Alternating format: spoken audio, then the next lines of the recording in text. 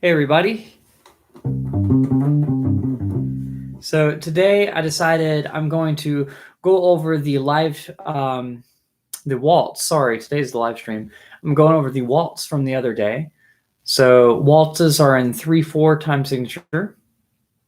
And or if you're not familiar with waltzes, a lot of times they're more classical in nature. They usually have a dance associated with them. But in general, for what I'm doing with this, it's just playing in 3/4 time in general. So it doesn't always have to be a waltz, but that's the general idea of what we're doing today, is that it's a waltz. So if you've never played in 3/4 time, it basically means there are, instead of 4 notes per measure, so like usually when we count music, we count 1, 2, 3, 4 a lot of times. Here we'll be counting to 3. 1, 2, 3, 1, 2, 3, 1, 2, 3. So a lot of times people think of this as strong, weak, weak, strong, weak. And there are dances that go along with that. They're very like classical in nature and in general when you have that strong, weak, weak kind of feel with it. But we can also kind of do little things to syncopate the rhythm and do this, that, and the other, which I didn't really do in the bass line here. This is really just how to walk in general over it and how to just play any 3/4 time feel, basically. Hey Seth, how's it going? So we're just going to jump right into it. And basically today we're going to first just play through the line. I'm going to talk through the individual notes, and then we're going to talk about the theory behind the line, why I chose some of the things that I did.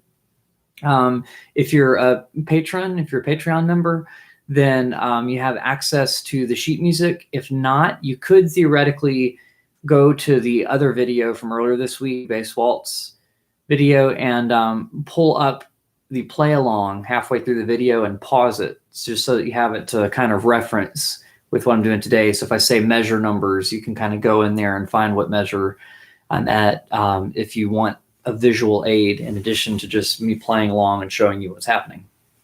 So first, what I did, and I've got my loop pedal set up, is I basically looped this first part. So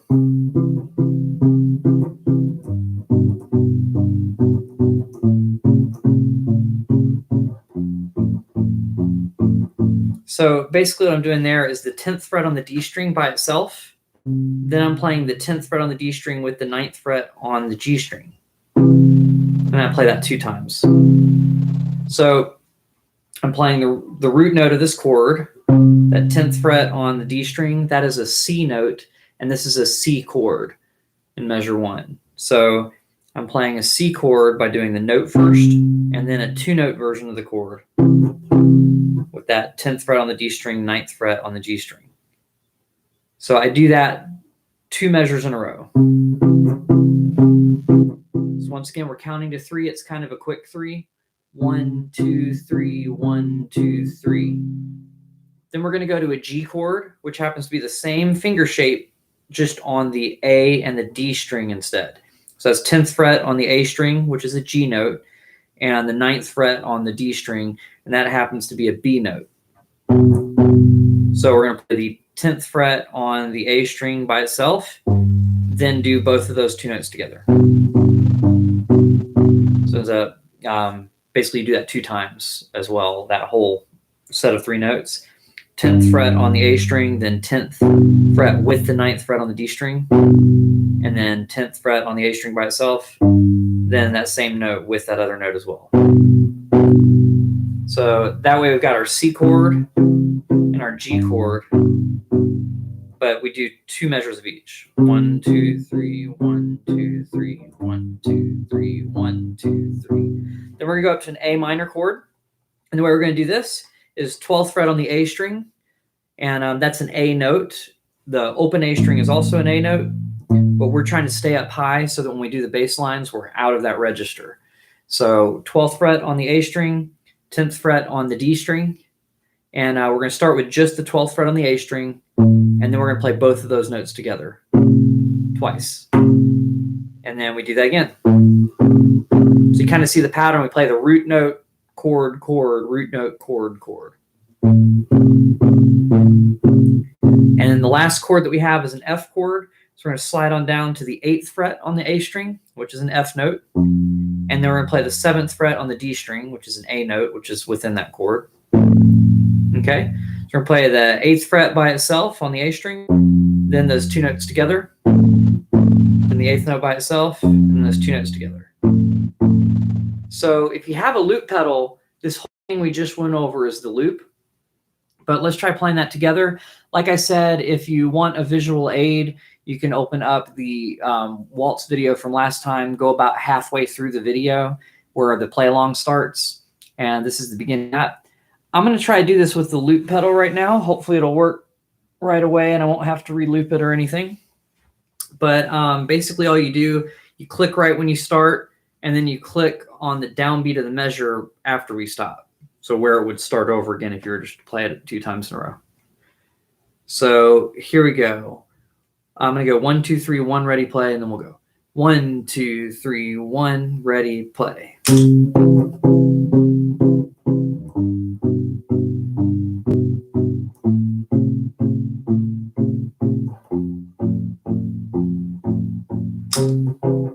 Hopefully I didn't click it too fast. So then that's our loop. All right. Hey, Navix, how's it going? That's an interesting spelling of my name.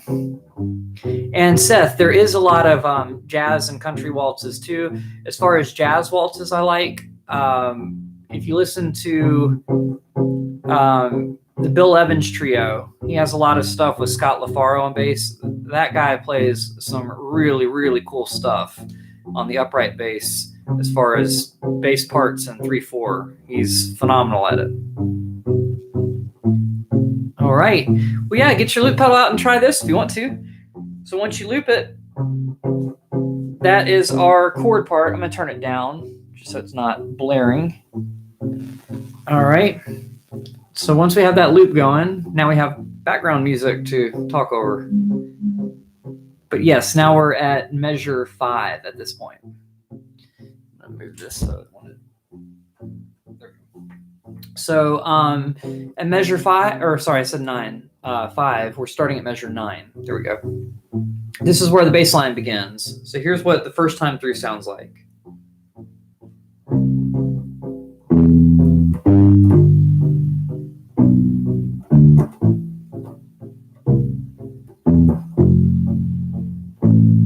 And it would start over.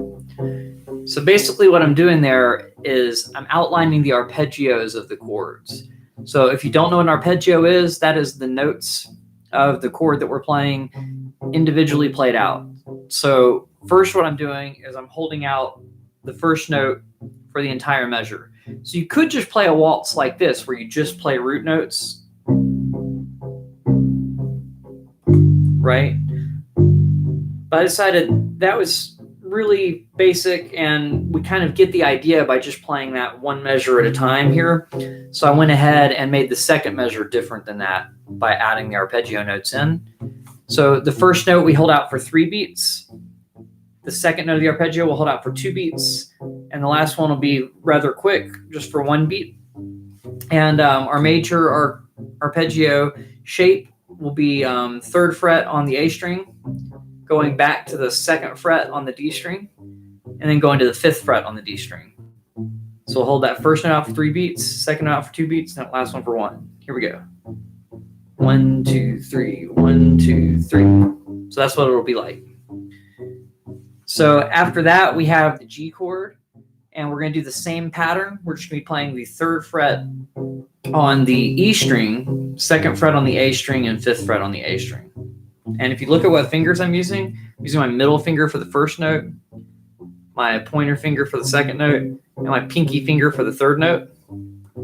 So that pattern basically was the same pattern I was doing on the A and the D string. I'm just moving that down. That is our major arpeggio shape. Sorry. So we can play that over both of them. So I'm just going to follow the C major arpeggio, then the G major arpeggio.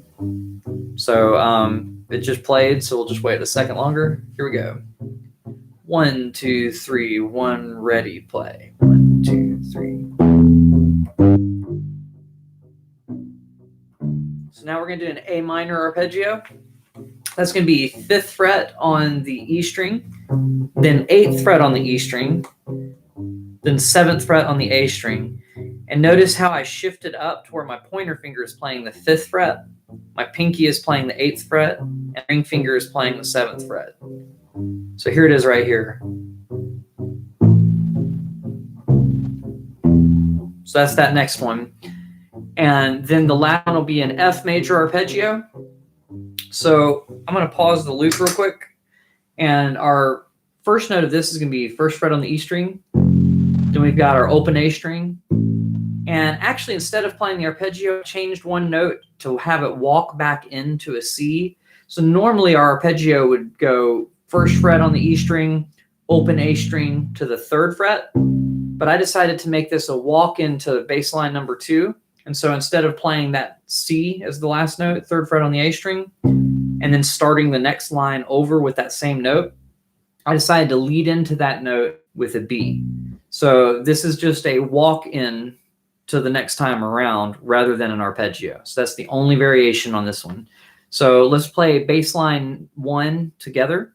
Like I said, if you need a visual aid for this, pull up the other video and pause it halfway through. Or if you're a patron, I think my Patreon members, and yes, that is a paid thing, can print the tabs out. But there are multiple ways to do it. You don't have to. You don't have to go that route. It's just kind of convenient if you're already there. So let's do this. Here we go. Bass line number 1 in its entirety.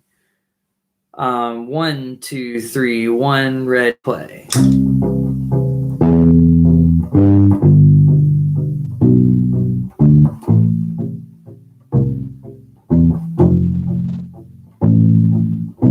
And then it would start over there. So that's bass line number 1. And I was doing there is those major arpeggios and then the A minor arpeggio, F major arpeggio. One thing I want to mention about the F major, this is actually the same layout on the fingerboard as the other, the fretboard, sorry, as the other notes, as the other arpeggios. It's just since we have that open string there, we can't really go backwards a fret. So we go to the open string there, which is why it's 1st fret, then open, right? So it's basically the same shape for those first 2 notes of the arpeggio. It's just because we have the open string, it changes the layout on the neck. All right, cool. So, oh wow, everybody's talking about upright basses now. That's awesome. So give the video a thumbs up if you like upright bass, if you like waltzes. All right. So now bass line number 2, I'm just going to play it without the backing track just so you can hear it. 1, 2, 3.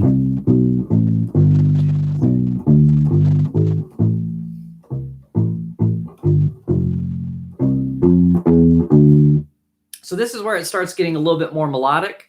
And the reason it starts to feel a little bit more melodic is 1, the rhythm. I'm using more quarter notes. But I'm also varying it up by doing a half note at the beginning of one measure and then doing a quarter note to finish that measure, and then following that with a measure where I'm basically just walking. So I'm basically just playing 3 quarter notes. So the theory behind this on the first 2 measures, I guess I'll tell you the notes first, and then we'll talk about the theory. So we're starting on the 3rd fret on the A string, so that's a C note. And then we're going to play the 5th fret on the D string, which also happens to be the 5th of the C chord. That's a G note. So we've got 1, 2, 3. So that's just root 5th. We've played root 5th lines everywhere. If you've been a bass player for a while in a professional context, you've probably been asked to play root 5th bass lines a lot.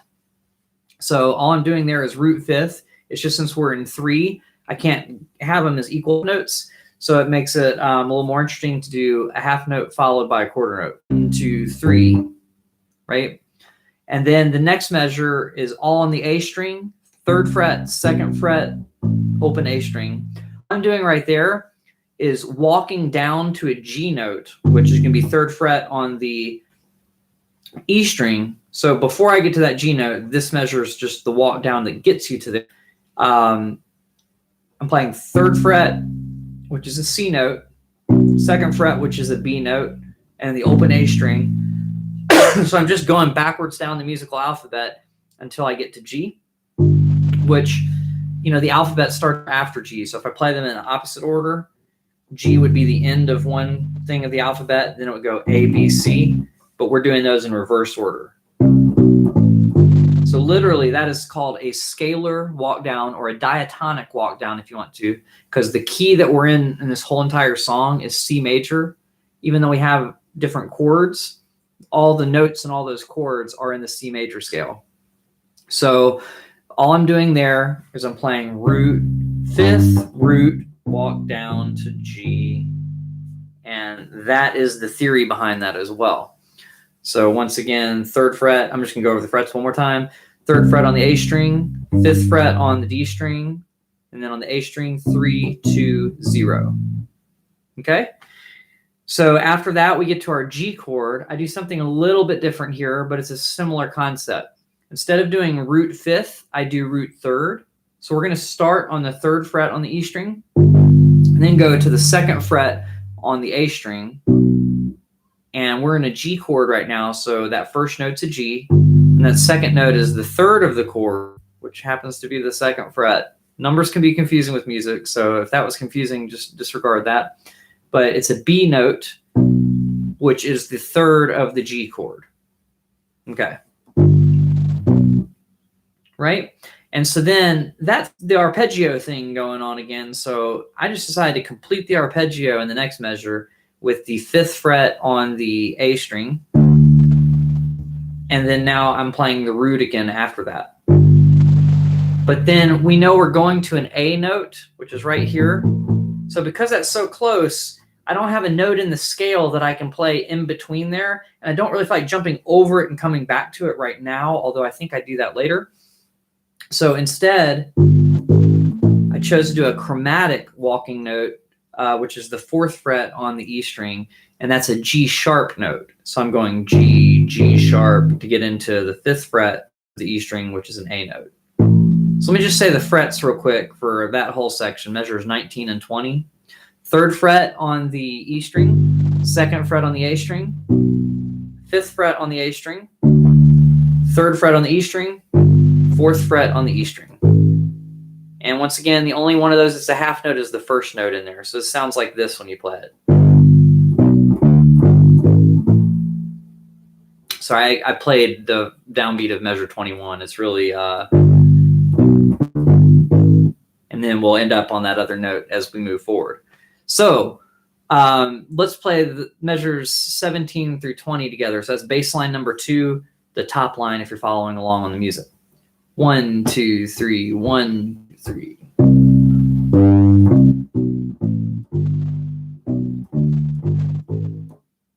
Okay, so then the bottom line will sound like this. Then we'll talk about the notes.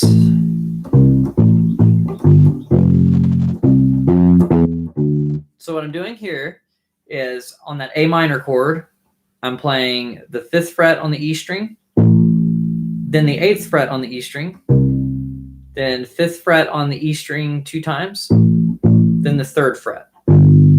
So basically what I'm doing there theory-wise is I'm an A note. The fifth fret on the E string is technically the note A. So I'm playing the root note there. Then that eighth fret is a C note, which is the third of the A minor chord theory-wise. So this doesn't have to do with frets in case y'all are getting confused. Okay. So you do fifth fret, eighth fret is that C note, then back to the root note, which is A, and I'm hitting that 2 times, just basically to kill time. So it's almost like I'm hitting the note and then starting a walk down on the next beat with the same note.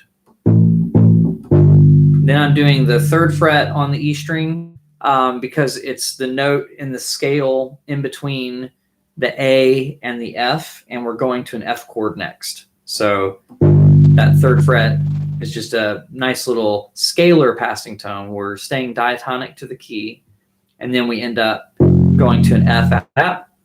So for the F chord, we start at that F. And then what we're doing is we're playing the fifth of the chord, which is a C note. And then I'll go over the frets here in a second. And then we go up to an F note and do a scalar walk down to get back to a C note. So now let me talk about the frets, so that makes a little more sense. Fret on the E string, third fret on the A string, then we're gonna go third fret on the D string, second fret, and open D string. So if I just give you the note names, that the fact that that's a walk down will be a little bit more obvious, right? So F, C, F, E, D, C, because we're gonna start the next line on a C. So F, C, F, E, D, and then the next line starts on C. So basically all I'm doing there is from that higher F note, I'm walking down the C major scale. And you might be like, well, hey, I thought we did the C major scale like this, but the 5th fret notes are the same as the open strings. So you could replace the open D string with a 5th fret on the A string and it would sound the same. So hopefully that makes sense, and hopefully you guys are following along. Looks like I'm losing some guys with the theory, judging by how many people are watching, but that's okay. I know the theory can be a little bit much. Hey, John, good to see you. And what does Navik say? Let's see. I found out that the Kala paddle bass is a thing. Anybody ever tried it? I was tempted to get one. If it was a little bit cheaper, I would get one just because it's kind of fun. It just looks kind of fun. It looks kind of silly, but it also looks like it might be like waterproof or something. Right. Theory's great, but not everybody wants to learn it. And I totally understand. It does help, though, because like a lot of these things, like coming up with this line, the way I'm explaining it to you is basically how I came up with it. Like, how can I get back to C using the theory I know? Okay, well, I'll walk down the scale. Or, okay, I'll play arpeggio. Or, okay, I'll do a chromatic passing tone because I don't like my options of doing the scale notes. I think that skipping over one, going back to it sounds kind of lame. So I'm going to just do a couple frets in a row that make sense. And knowing where those chromatic notes work, they work better on weak beats. So notice how in this 3/4 time, we're going strong, weak, weak, strong, weak, weak. Well, those chromatic passing tones work better on the weak beats. Right, so now he says it's really bad price, but it is. Yes, he's talking about the paddle bass. We'll talk more about that in a second. I'm going to get through this lesson, and then, of course, we'll talk about kind of just whatever we want to at that point. But let's keep going. So bass line number 2, let's play it together, and we'll do it with the loop. Let me figure out how fast the loop's going. Okay, so that's our timing. So I'm going to go 1, 2, 3, 1, ready, go. 1, 2, 3, 1, ready, go.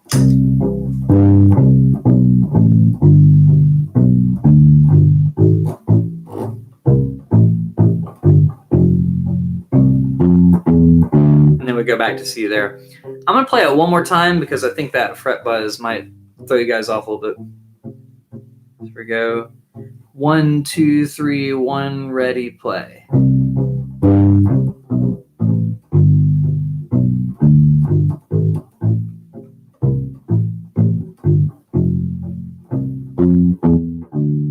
Okay.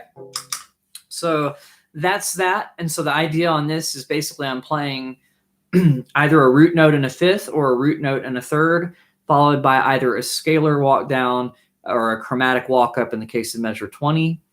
But pretty much everything else is scalar walk down. So it's kind of like I'm doing root of the chord, some other chord tone, walk down, and it could also be a walk up, but in general in this part it's mostly walk downs except for measure 20. So that's the only difference there. But just to give you an idea of how I came up with that line, because I know a lot of you were saying you liked the melodic quality to the line and kind of how did I come up with it. That was the idea, and they just get progressively more interesting as they go. So it started with just arpeggios. Now we're at a couple chord tones and then some sort of walk down or walk up. And then now on bass line number 3, we're doing all quarter notes. So this is where we start walking, basically. So this is a 3/4 waltz walking line. So you might hear this kind of thing sort of in some jazz kind of contexts, but this is a very kind of simplistic way to walk in the jazz context. And 3/4, most players will add more rhythmic variation than just doing straight quarter notes to make it a little bit more interesting. But I think this is a great melodic way to play right now. So it looks like I kind of mix things up. So sometimes I'm arpeggiating, Sometimes I'm walking down, sometimes I'm walking up, and sometimes I'm playing the arpeggio out of order to make it a little bit more interesting. So bass line number 3.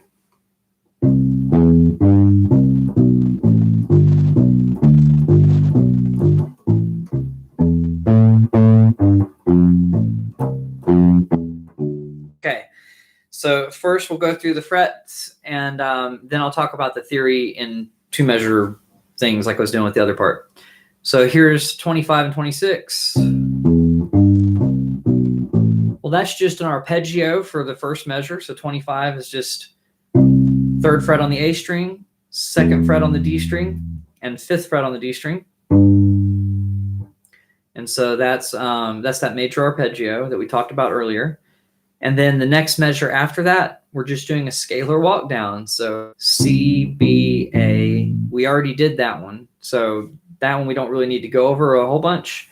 That's 3rd fret on the A string, 2nd fret, and then the open A string. So let's go to the next chord. The next chord is a G chord, and we've got, so at measure 27, we're literally just playing a G major arpeggio, nothing crazy there. Root, 3rd, 5th.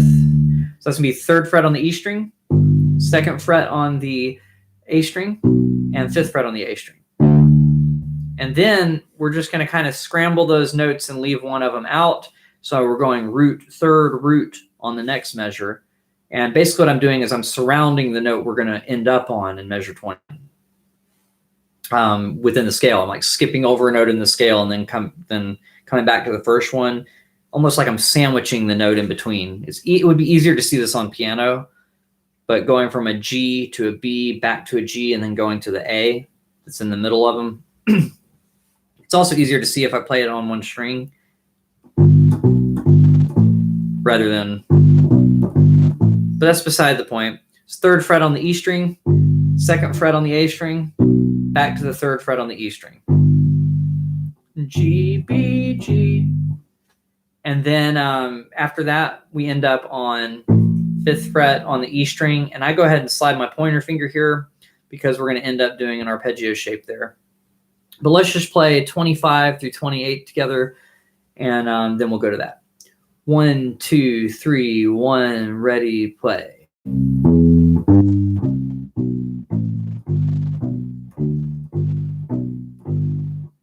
Okay, so then our A minor, and if this is too fast, I think I did a slower version in the other video, but just to give you an idea of what we're playing right now, I'm just going to keep going through it. Then we've got, okay, so that is going to be a 5th fret on the E string, going to an 8th fret, still on the E string. Then we go to the 7th fret on the A string, and then we're going to go 7th fret 2 times on the D string, and 5th fret also on the D string.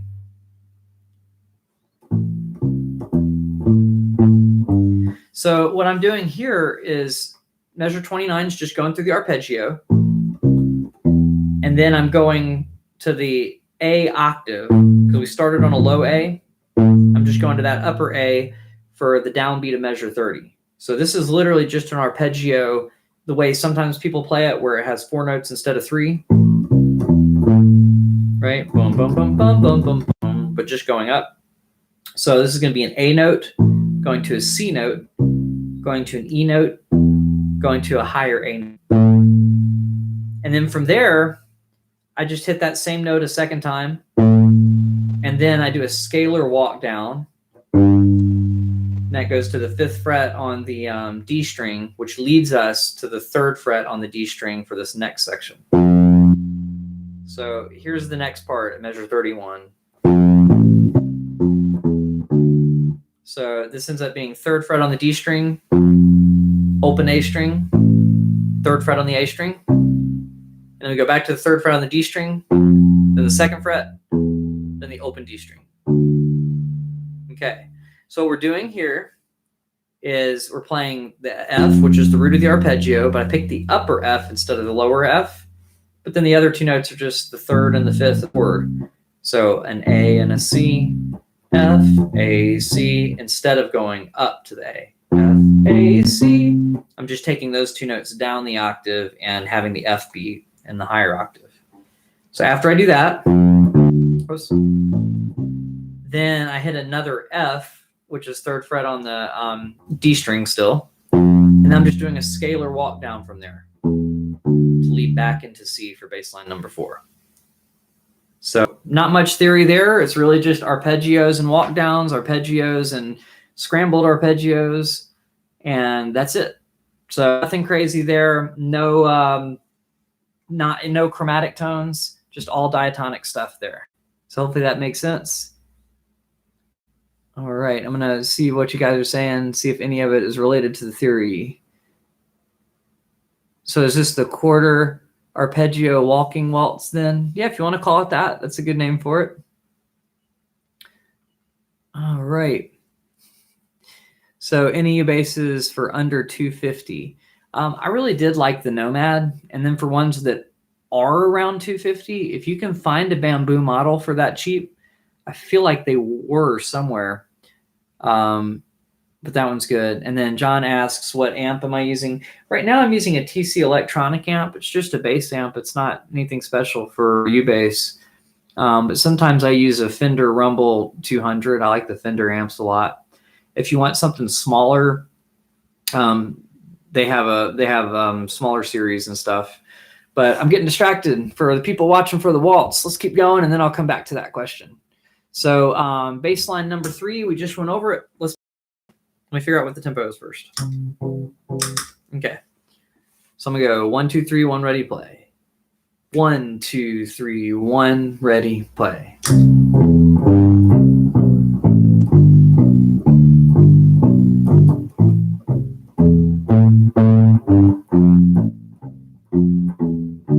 That's it.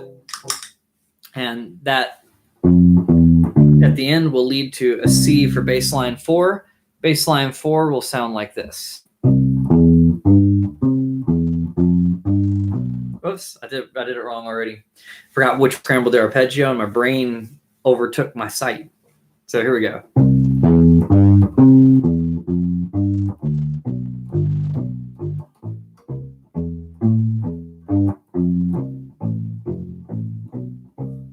And so as you can kind of hear, it sounds similar to the last one. It's just kind of, I varied it up more. It wasn't always arpeggio, then walk down, arpeggio, walk down. So it still starts with arpeggio though. So let's go over the frets for the first part, and then I'll talk about the theory. So measure 33, if you're following along.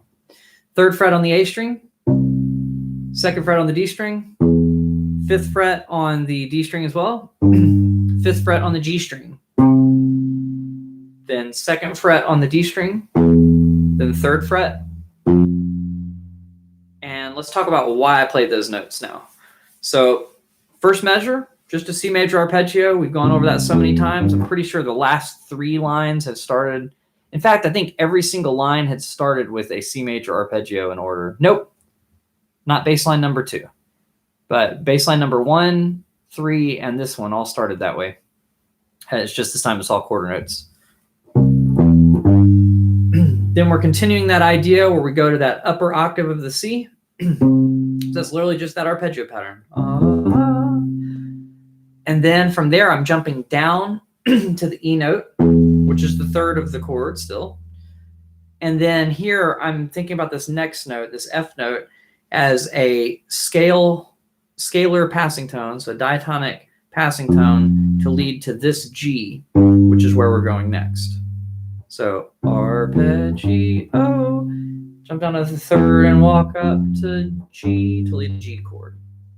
So just a little bit of a melodic thing going on there, but there's still a jump down, which it's okay to do a jump. Usually if you do a big jump, you want to follow it with something in the opposite direction, unless it's something really obvious like that arpeggio shape. And this one, I still followed it with a jump in the opposite direction, but you get the idea. So here's measure 35. These are all arpeggio notes, but let's talk about the frets first. 5th fret on the D string, 5th fret on the A string, 2nd fret on the A string, 3rd fret on the E string, 2nd fret on the A string, and 3rd fret on the E string. So this is a reverse arpeggio. So you know how in the C major part we went up the arpeggio? Well, this time we're starting on the root of a G major arpeggio, which is a G, but the upper octave of it. Then we're going down to the 5th of that, which is a D note. Then going down to the 3rd, and down in pitch. That's why I keep saying the word down. And then down to the G note, the root of that chord. And then after that, we hit the 3rd of the chord, and then back to the root. So it ends up being root, 5th, 3rd, root, 3rd, root. So that's nothing but arpeggio stuff.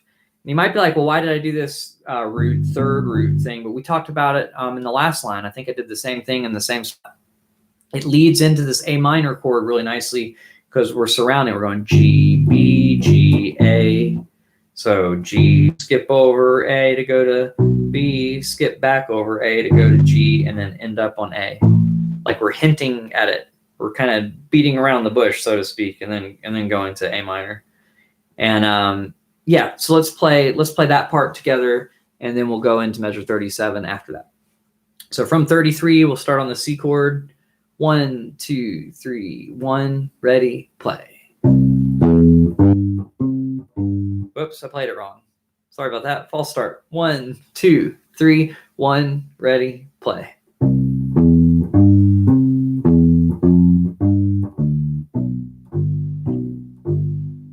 Okay, so then we end up with this A minor thing.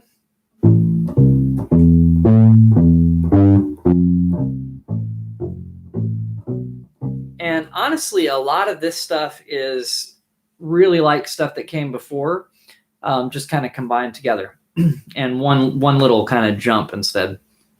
So let's start here. Measure 37, we got the 5th fret on the E string. I'm starting with my pointer finger, so I can do this pattern without having to shift. So 5th fret on the E string, 8th fret on the E string, 7th fret on the A string, 7th fret on the D string, then back to 7th on the A string, then to the 5th fret of the D string.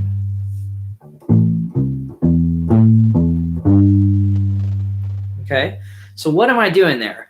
Basically, I'm going up this arpeggio, root, 3rd, 5th octave, A, C, E, A. Then I go back down to the 5th, E, and this time I only go up to the G note. So I'm thinking about this kind of like I'm extending the walk down over. And so I'm thinking about the first beat going to the 3rd beat as being the walk down. Bum, bum, bum. So even though there's a note there, it's so quick that it's almost like an embellishment to the walk down.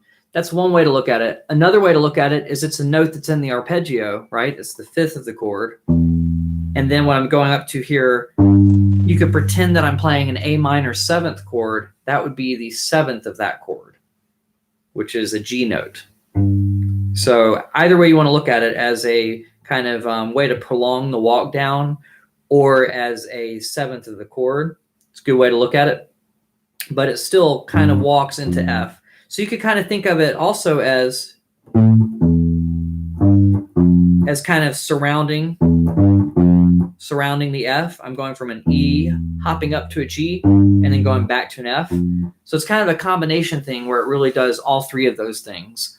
So it's like a prolonged walk down with an extra note in between. It's also like staying in an arpeggio of a minor 7th chord, and it's also surrounding that F note. So theoretically, there are 3 good ways to support why that's a line that works. Okay, so after that, we've got,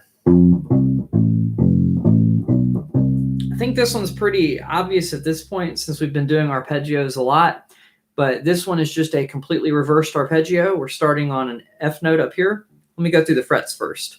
3rd fret on the D string, 3rd fret on the A string, open A string, 1st fret on the E string, open A string, 2nd fret on the A string.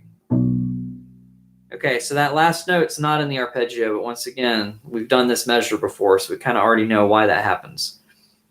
Or we've done this idea in the first bass line. So, and I'll go ahead and play the last measure, just because, and that's the 3rd fret on the A string to close out the song, just so that it all resolves. Okay, so here on this F chord, I'm playing the root, an F, 3rd fret on the D string. Then I'm jumping down 5th of the chord, which is a C note. That C is 3rd fret on the A string. I think I said 3rd fret on the first one was 3rd fret on the D string. Hopefully I said the right string, but I might not have. Then 3rd fret on the A string, which is that C note, and then the open A string. So instead of going root 3rd, 5th, I'm going root 5th, 3rd, but it's the notes of the arpeggio.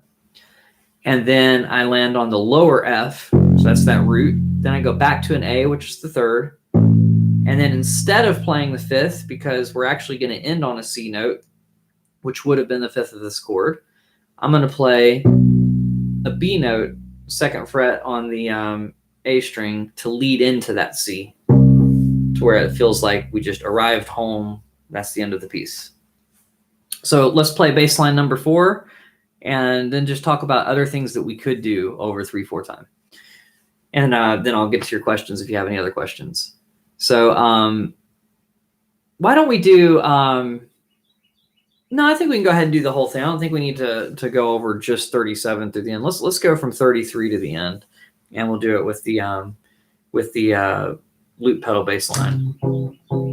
Okay, so 1, 2, 3, 1, ready, play.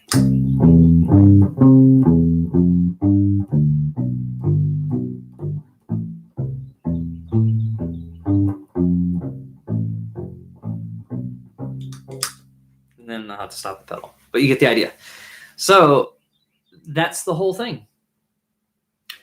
So that's the general idea. So I used some arpeggios, I used some scalar walk-ins, I scrambled some arpeggios, meaning I kind of played them almost like they were inversions, but not quite, because I still play the root note on every downbeat. So that's something we can talk about. You don't always have to play the root note on every downbeat. I could have easily, if this wasn't like an introductory waltz, played the 3rd of a chord on the downbeat to make the bass line even more melodic and continue up in a certain direction. So let me see if I can give an example of that over this loop. Let me think about it for a second. Maybe I could do it over the G chord. Here's what I'll try to do.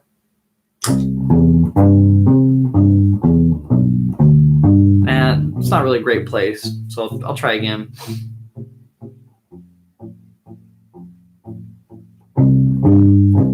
So we'll do the second one. Okay, I got it now. So I'm going to do 5th, 3rd. Okay. Here we go.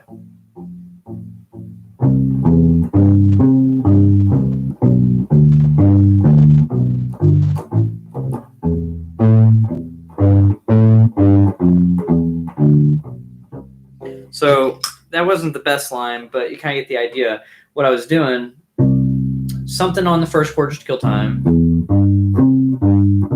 So I kind of did root 3rd, 5th, octave, 5th, root down low, so I could just jump down to make this the melodic part, going to a B over the G chord, which is playing the 3rd of the chord on the strong beat. So you can do things like that, kind of use them sparingly, because if you do that all the time and every measure always has the 3rd on the chord instead of the root of the chord, you might eventually confuse the people you're playing with and make them think that that's the way the chord's supposed to go, and then they might think that you're actually implying a different chord than it is. So hopefully that helps a little bit.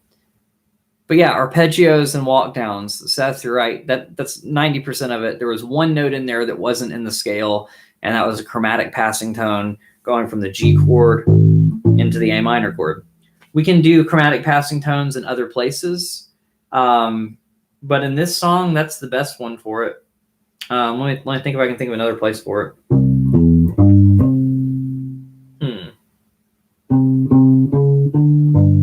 If you put the 5th in the bass of the G chord, you could kind of get away with something, but that doesn't really sound that great.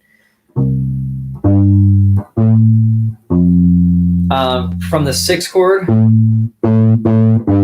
when I did did that where I repeated the note, bum, bum, bum, bum, we could go bum, bum, bum, bum, right? So that way we have a chromatic note.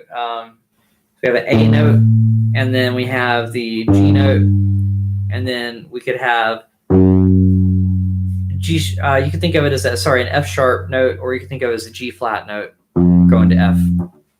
So that's something else you could do.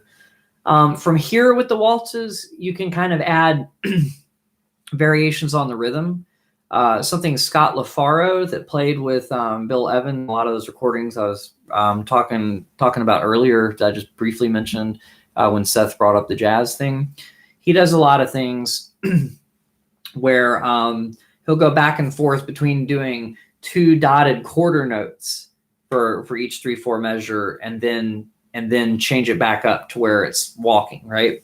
So let's say you're going 1, 2, 3, 1, 2, 3, but you could go 1 and 2 and 3 and go 1 and 2 and 3 and 1 and 2 and 3 and 1. And so then it feels like you're playing in 2 instead of in 3, because if that makes sense. So it's like you have 2 equally long notes in a measure of 3. They're each a beat and a half long. And so that gives kind of an interesting contrast to the to just walking quarter notes. It's like, let's say you're sitting there walking quarter notes. So that kind of thing. So 1, 2, 3, 1, 2, 3, 1 and 2 and 3 and 1 and 2 and 3. And I keep playing the wrong chord because I'm trying to do 3 things at once: talk, improvise, and count. I don't know. We'll try it again. So 1, 2, 3, 1, 2, 3, 1 and 2 and 3 and 1 and 2 and 3 and 1, 2, 3, 1, 2, 3, 1, 2 and 3 and 1 and 2 and 3, right? So that's kind of a cool way to vary it up. Let me do it with the loop just to give you an idea.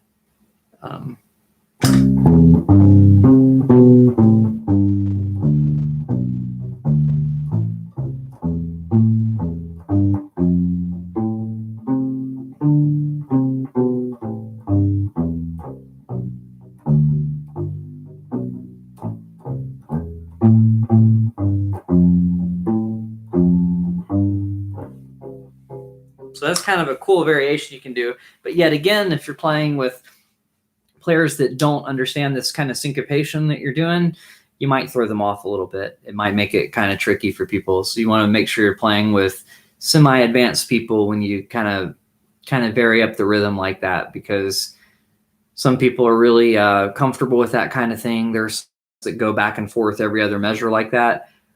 You don't have to make it that obvious. It doesn't have to be a single measure like that. You can just throw it in when you feel it with the jazz stuff. So if I were doing that, I might just do it on the 4th measure, or I might do it on the 2nd measure. There might not really be a rhyme or reason to it, except for that's what I was feeling in the moment. It usually means probably that somebody else did something that made me think, oh, well, now I'm going to do that. So if the drummer does something where they make it feel like that, I might hit those hits with them. So if they're bum bum bum bum bum bum bum bum bum bum bum bum bum bum bum, and then you can kind of just vary it up and add 8th notes here and there and do kind of other things. So I'm just going to play over it and see if I come up with anything else that I can kind of explain to you.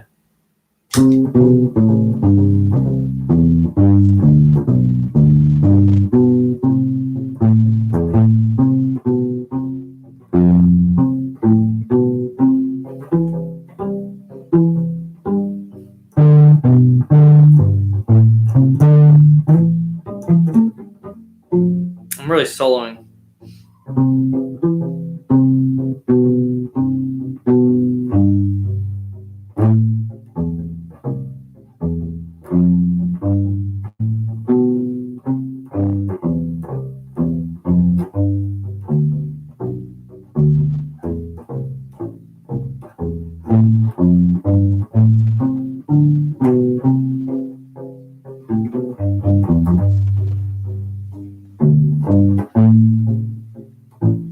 So you might also just throw those kind of fills around when you're mostly doing a line that you're just playing dotted half notes for each measure. So you're holding a note out for each measure. Well, Navix, thanks for hanging out. Yes, I will see you on Tuesday as well. So you could go, you're just literally holding it out because maybe it's more of a, less of a bass feature, I mean. So you're just kind of like supporting the song. And then you can do those walk-ups in that syncopated fashion.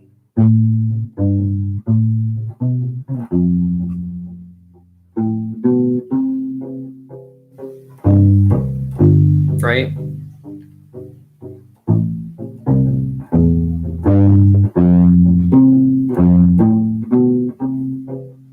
And then you just kind of let the song breathe where it breathes, and where it feels like it should, and just kind of add that in, and that'll create more of a melodic feel to your bass line. It's really like you're coming up with melodies that just kind of accent the root note more than anything else. If that makes sense. Or you're just playing the root notes. 1, 2, 3, 1, 2, 3. You can literally just hold that out for both of them.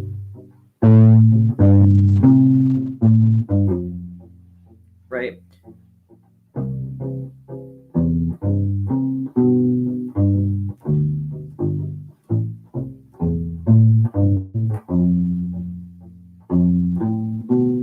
So I'm still doing the same thing where I'm mixing the stuff that we talked about earlier together. I'm just also adding those rhythmic variations we talked about.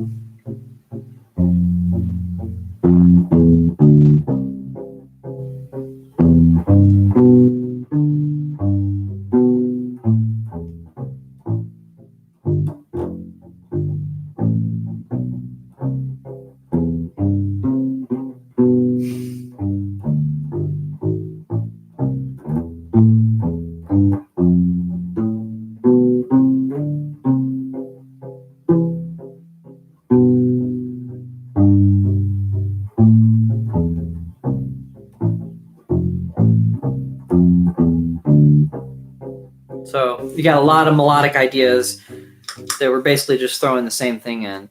But hopefully it gives you an idea of kind of how you can approach a 3/4 song. You really just go through all those different patterns so they're all in your arsenal of things that you can do. And then you got to get familiar with whatever chord progression you're playing on, because it's not always going to be a 1, 5, 6, 4, which in this case, in key of C major, is a C major to a G major to an A minor to an F major chord. But sometimes it is. Okay, so now if you guys have any questions, just let me know. Looking forward to hearing from you guys, just whichever things you want to learn about. But that's basically it for the waltz stuff. So hopefully that was a good little introduction for you guys. The hard thing, I think, is keeping your brain from counting in 4. So a lot of times our brains are so used to going 1, 2, 3, 4, 1, 2, 3, 4, that when you try to experiment with these different lines, your brain will try to round it off wrong and add a beat to the measure. Or you're so used to walking over certain changes that you'll have a tendency when you're improvising. This happened to me a lot when I was getting used to 3, to just, your brain will just add a 4th note in there, or it'll do you're used to doing a pattern that consists of 4 notes instead of 3 notes. Well, then you end up kind of messing up the timing a little bit, or just getting lost in general. And if you're like me, you get a little bit of anxiety when that happens, and then you have trouble finding your way back to the original part. So really the only way around this is to do it a lot. So if you have a loop pedal, loop some chords, play over it, make sure that you're really lining up, that you're not losing track of where beat 1 is. You can try counting along while you're playing the 1, 2, 3, 1, 2, 3. But I remember even when I was in college and we had jazz combo, we did a song in 3. I think it was, actually it wasn't Someday My Prince Will Come. It might have been Footprints or something. It might not have been a hard one really to keep track of. But because I was improvising over it, I just totally lost my place constantly. So like that bass line's like 1, 2, 3, 1, 2, 3. We'll see. 1, 2, 3, 1, 2, 3. But if you try walking over it instead of doing that,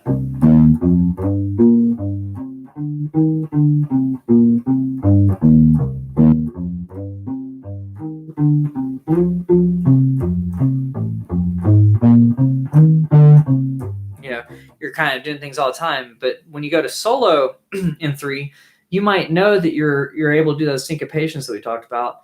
1 and 2 and 3 and 1 and 2 and 3 and 1 2 3 1 2 3 1 and 2 and 3 and 1 and 2 and 3 and 1 and 2 and 3 and 1 and 2 and 3 1 and 2 and 3 and 1 and 2 and 3 and 1 and 2 and 3 and 1 and 2 and 3 and 1 and 2 and 3 and 1 and 2 and 3 and 1 and 2 and 3 and 1. But if your brain's not keeping track of all that, you might even find that even if you are counting, that your brain will go 4. And then you're like, no, that's a 1, not a 4. Even when you're trying to do these things, because when you're improvising, it just takes a lot of brain power. So, because of that, 1 and 2 and 3 and 1 2 3 1 and 2 and 3 and 1 and 2 and 3 and 1 2 3 4. Oops, and then you might start phrasing in 4. So you really have to practice it. And I think the best way is just playing along with a song that's in 3/4 or looping your own song. So you could either find a YouTube video, something in 3/4. It could be something like All Blues, Miles Davis. It could be something, Someday My Prince Will Come. There's a good Miles Davis version of that. That one's in 3. Footprints, like I mentioned before. So these are a lot of jazz songs that are in 3. Footprints is almost like a blues progression. So it's a 12 bar. It's a little altered. It's not the standard blues progression we've gone over, but it's very similar. So there's one little kind of twist to it, but otherwise it's the same. And kind of just playing over those things until you work out the tendency to go into 4 is kind of the biggest thing. So was it Footprints? I don't know the melody well enough to play it, Footprints, but I'll try to play the bass line and the solo over it, I guess. It's a blues progression, so you do 4 of the first pattern. 1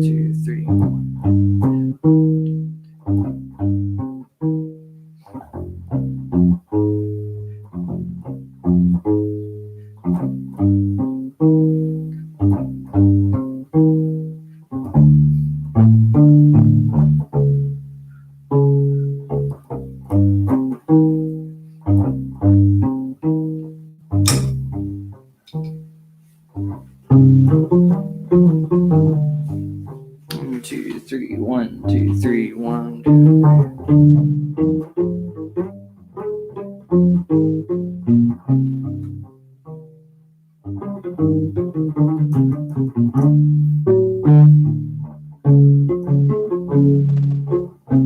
Right.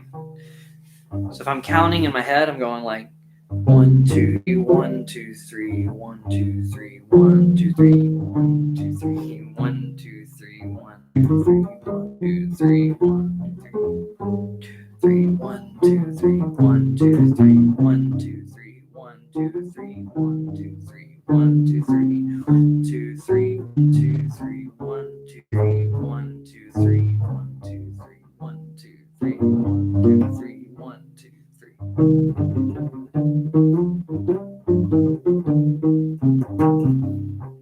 2 3 1 and 2 and 3 and 1 and 2 and 3 and 1 and 2 and 3 and 1 and 2 and 3 and 1 2 3.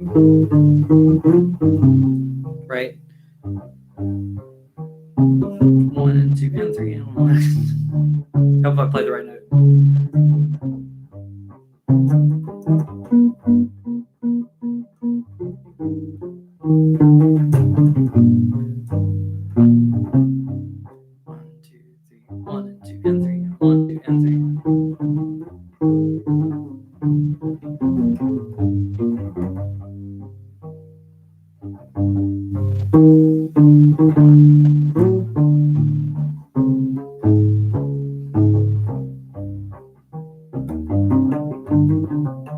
And sometimes what I like to do to make the phrasing a little bit more interesting is I just won't play on beat 1 here and there. So I'm still counting 1 2 3 1 2 3 1 2 3 1 2 3 1 2 3 1 3.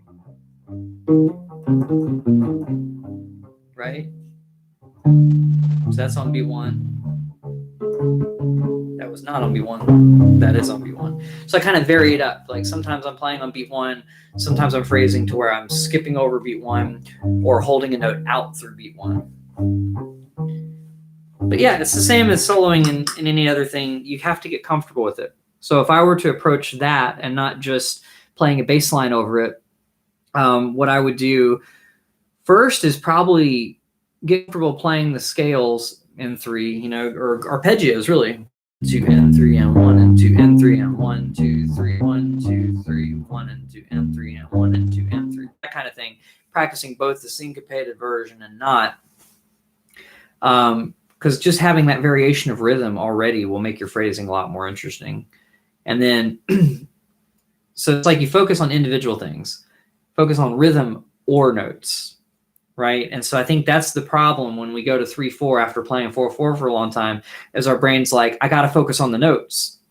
And really, it'd be better if you played really simple notes and focused on the rhythm at first, and then keep going until you're comfortable with it. So like I did with that, I kept playing, and honestly, I hit a few wrong notes, right? Because I was focusing really hard on the rhythm and counting it out loud for you. And yeah, metronome comes in handy here, but when you're playing with the jazz group, the drummer can also syncopate stuff. And I think the real trick comes when the drummer's a really good syncopator and you're not. They can trick you, right? So it's like they're not only doing that like 1 and 2 and 3 and 1 and 2 and 3, but they're doing other variations too, where they're leaving out beat 1 or really accenting beat 3, and you might hear that accent and kind of in your brain think that that's beat 1. Or if they start, heaven forbid, they start accenting beat 2 on purpose, when they go from a measure of where they're accenting beat 1 and then they go to accenting beat 2, that might make your brain think 4. Check 1 2 3 1 2 3, right? So it's like they're hitting a note on that. That sounds like they just played a measure of 4. Or if they hit on beat 3 of the second measure, it'll sound like you're hitting the downbeat of a. No, I had it right the first time. Beat 2. So 1 2 3 1 2 3 1 2 3 1. So you could keep going in that way, and if the drummer is doing that over a long period of time, it might trick your brain into thinking you're in 4. So you have to be counting a lot of times. You really feel that 3 harder than them doing that. Great. So, well, what if they started accenting a grouping of 4 just because it's cool to do that, right? It's like if everybody else is playing in 3, very obviously, and they start accenting every 4th beat. So that'd be beat 1 on the first measure, beat 2 on the second measure, beat 3 on the third measure, skip over a measure, beat 1 of the following measure. So that'd be like 1 2 3 1 2 3 1 2 3 1 2 3 1 2 3 1 2 3 1 2 3 1 2 3 1 2 3. I mean, they're playing in 4, and they might extend that out for a little bit because it's kind of cool to do if they can do something within their rhythm to make it still sound like 3. But if you listen to whatever thing is accenting that grouping, then it's very easy to get lost. And I think that's why I got lost a lot of times when I was playing there, is because I was playing with a really good drummer that knew what they were doing. But I didn't really catch on a lot of times. And it's not like they'll do an entire song. They'll just do it for a second just to kind of do something really interesting. And it's just kind of I don't know, when you play an instrument a whole bunch, you do little things like that. It's a little intellectual or whatever, but it's kind of fun too, as long as you know that that's what the person is doing, and that they didn't just accidentally start playing in 4. Other times you might be playing with an inexperienced drummer, and they might accidentally do something like that and never go back to 3 ever again. And that's probably the big clue that they didn't do it intentionally. So just other things to kind of think in. That's what Excedrin's for. Good one, Seth. That's pretty funny. But yeah, trying to hit one grouping over something else is something I do a lot. So like if you're doing like 16th notes on, let's do a measure of 4/4, because I don't think I've done this in 3/4. So let's just stick with a measure of 4/4 for this idea. But if you're going 1E into 2E into 3E into 4E into, well, what if they just accent in groupings of 5 and go 1E and a 2E and a 3E and a 4E and right? 1E and 2E, right? So they're grouping in 5, and that's beat 1 of the next grouping of 5. So there are all sorts of things like that, and this is where music becomes more like math. But there's a feeling that accompanies each one. So some players will play these really weird time signatures overlapping based off of thinking about the math the whole time. The other players will play them being less in their head, they'll understand how that lining up of those things feels. Like 2 against 3 feels like, like I think Carol the Bells. Dun, dun, dun, dun, dun, dun, dun, dun. If you look at just one hand of that, if I do it on 2 separate things, 1, 2, 3, 1, 2, 3, and then my left hand is doing 1 and 2 and 3 and 4. It's really 2 against 3. And that's kind of what we're implying when we do that thing that I was talking about in the waltz, where we're playing in 3, but we're splitting it in half. To have both those going at the same time creates this thing called a hemiola. Bum, bum, bum, bum, bum, bum, bum, bum, bum, bum, bum, bum, bum, bum, bum, bum, bum. So basically we have one hand splitting the measure in half, and then the other hand is playing all the quarter notes in the measure. So that's what this thing was when I was going back and forth and going 1, 2, 3, 1 and 2 and 3 and 1 and 2 and 3 and 1 and 2 and 3 and 2 and 3 and 1 and 2 and 3. And that's why I'm splitting it up into smaller increments so that all those notes are being represented. But yeah, it's one of those things where you have to either, for me, I have to like intellectually understand it, then hear how it sounds, feel wise, and then have that knowledge incorporated with the way it feels. And then when I do this fast, I'm not having to think 1, 2, and 3, 1, 2, and 3, 1, 2, and 3. I'm just going I'm familiar with how that pattern sounds, and my brain will just go, oh, that's a hemiola, kind of like your brain would recognize a word like I don't know, anticipation. If you see that on a piece of paper, you're not sitting there, that's an A, so it makes an ah sound, or an ah. Okay, it could be an ah. And okay, an, that's like the word and. Your brain just recognizes that whole word. So it's kind of like when we hear little patterns like that, we go, oh, that's a hemiola, that's 2 over 3. And then different things. So it's just kind of like the more you learn and the more you listen to music, the more you hear it in different places, and it becomes part of your vocabulary the same way a word would. So you can do that with rhythms. You can do that with just melodic phrases like the lick, right? So if you hear that somewhere, your brain kind of reaches out towards it, or someone's quoting a different song, you'll know what they're doing. That kind of thing. Like a lot of times when people play, I don't know, a song like I've Got Rhythm or something like that, when they go to solo over it, they might play the Flintstones theme over it because they know it has the same chord progression. So it's like you recognize these little things here and there, and you're like, oh, I have something that works for that. And that's kind of how improvisation works, which is totally different than what we're talking about. But when you're improvising a jazz waltz bass line, then you have a lot of things like that you can play off of. So I mentioned earlier a guy named Scott LaFaro that played with the Bill Evans Trio for a little while. If you listen to how he does a waltz, I think there's a song called Waltz for Debbie, and there's a couple other that are 3-4 time songs. And you might think like he was a younger player. I mean, I think he passed away at like 24 or 25, and he was brilliant with this stuff that we're talking about with rhythms, almost to the point where, for some people it's too much for the song, for other people it's perfect, So I'm one of the people that really likes what he played, and it's really melodic, but I can understand the people that might think that that's, in other styles of music, you wouldn't want to do that. Like you wouldn't want to play like Scott LaFaro if the band is centered around a singer, right?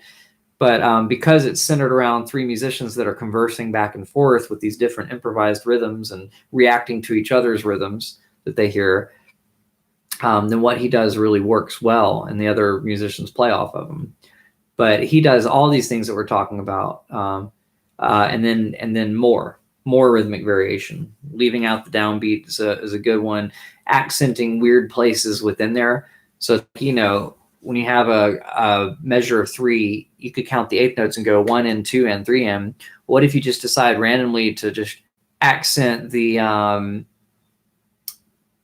after, well, the and after beat 2 would be that obvious one we just said 1 and 2 and 3 and 1 and 2 and 3 and.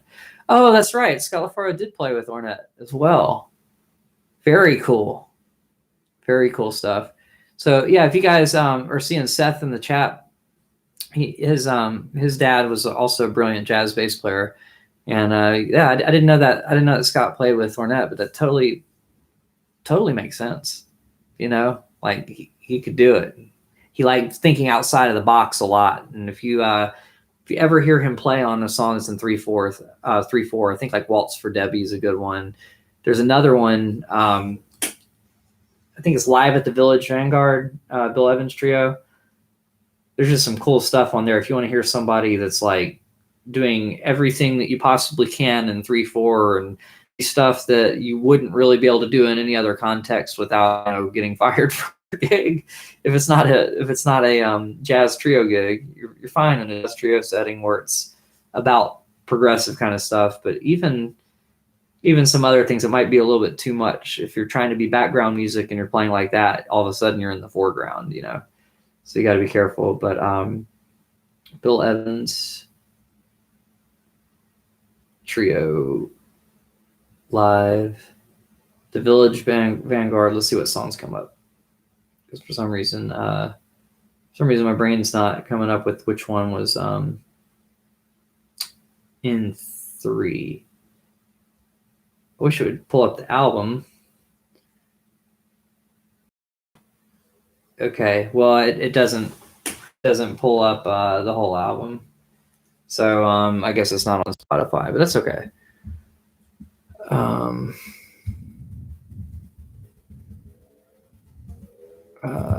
Bill Evans, Sunday at the Village Vanguard. That's what it's called. Oh, it's the version of Alice in Wonderland. That was the one that I liked so much. So yeah, if you get a chance to hear that, Alice in Wonderland is the one that I was thinking of. Dun, dun, dun, dun, dun, dun, da, da, da, da. And so a lot of what I play.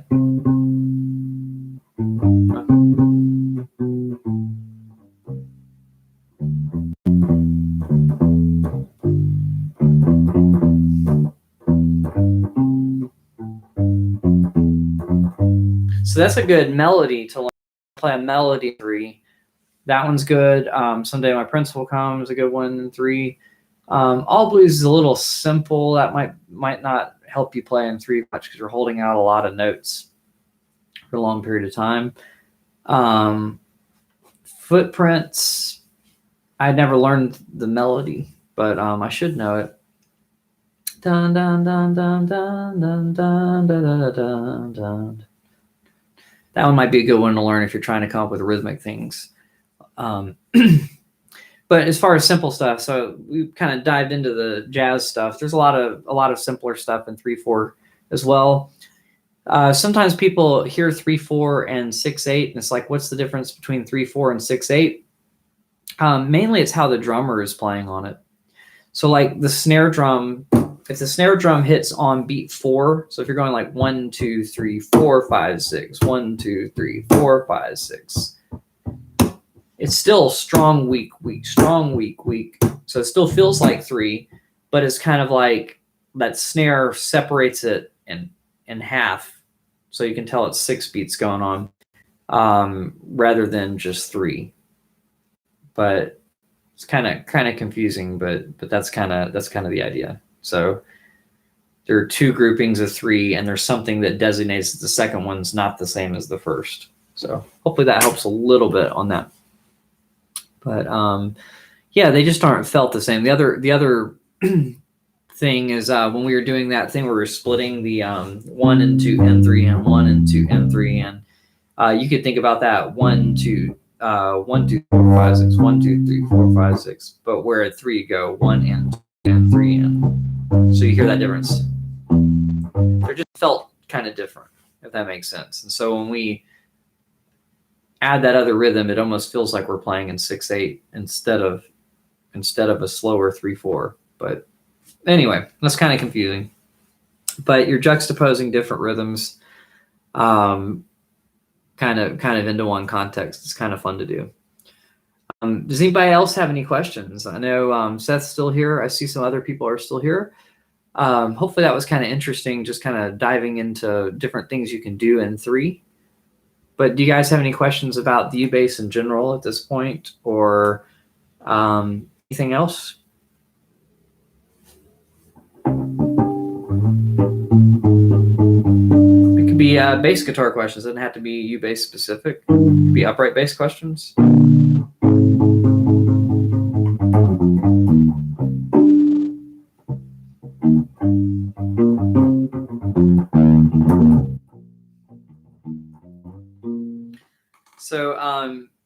yeah, just songs in 3. Any other questions? Any other things? Good to see you, Alan. It's okay that you made it. That you made it late. You can watch it a little bit later. But yeah, it just goes over the details of Tuesday's video, so it's nothing too crazy. Basically, the summary is what I was using theory-wise and all that was I'm playing arpeggios, sometimes out of order. So like I might play root 5th 3rd, or I might play 3rd 5th root or something, just out of order. Then scalar walk-ups. So like if we're in the key of C major overall, then we can use notes in the key of C major to kind of walk into other things. It's just instead of like when in 4/4 we need 3 notes from our starting point to the next one, here we only need 2 notes to get from one place to another. So that's kind of a good summary of that. And then I did 1 chromatic passing tone in the song, basically. And a chromatic passing tone means using a note that's not in the key, but that walks nicely into the next chord tone or some note. Yeah. But hopefully that makes a little bit of sense. But if not, when you watch the whole stream, you'll kind of see what I'm saying and get some like real examples of it. But does anybody else have any questions or anything else? Something that you're just wondering about the U-Bass? I know earlier John was on here and he mentioned what amp do I use, and mentioned some Fender Rumble series is something that I like. Now I'm using the TC Electronic amp, but this one is the B. All bass amps start with B, right? BG250. I'm guessing that stands for Bass Guitar 250. Very original kind of thing there, right? Very, where did they come up with that name? But I'm guessing the 250 is 250 watts. Every now and then, though, you get something where the numbers don't make sense. And I think I did the Ohana review, and I don't think the scale length matched up with that number. So I'm trying to figure out what that 22 was about. If it wasn't the scale length or the overall length of the instrument, what was the 22? In fact, let me just look it up. OBU 22 by Ohana. And I'm just going to look at the specs and see if there's anything that gives me the 22. If anybody knows the answer to this, you can put that in there. But usually a number following it will be like the scale, or will be something about the instrument specifically. But it could just be that it's like the 22nd, version of the U-Bass that they did, or the, prototype that turned out into something. Because what's weird about this one is the scale length is 25 inches, not 22. The Ohana bass that I'm talking about. And the length of everything is longer than that. So I'm not really sure why they call it the OBU 22, unless they have a 22-inch version of it. But I can't really figure out what it is. So if you do know, let me know in the comments below. Or if you know in the live stream right now, let me know. But I'm not seeing any questions, so just let me know if you have any last-minute questions. Otherwise, I'm just going to go ahead and call it. I hope you guys had fun on here. And like I said, if you have any other questions about waltzes or about anything, you can always leave them in the comments below. I'll have a video next Tuesday for you, and then I'll have a live stream next Thursday as well. So just let me know, and I will see you guys next time. Unless I see a question show up on the chat here in the next minute. So I'll play one more kind of 3/4 thing. Maybe I'll make up a 3/4 groove. Oh, cool. Okay. So some stuff there. Awesome, Seth. Very cool. I might check it out if I get a chance. I would like to hear that. And then Alan, thanks for hanging out. And everybody have a good one. I guess I'll do some music to play us out. I'm trying to think of something in a 3/4. I might just play All Blues, Miles Davis tune.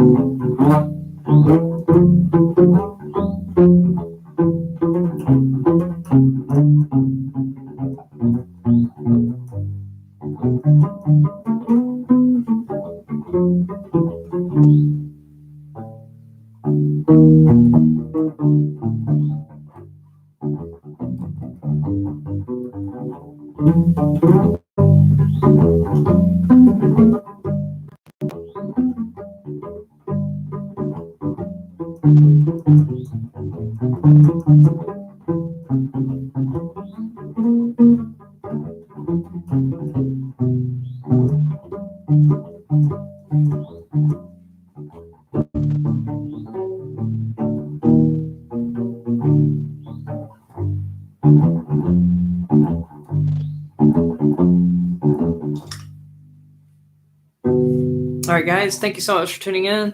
I will see you next week. Have a great week, and I hope you had fun on this lesson. If you have any questions about the lesson, let me know in the comments. Bye, guys.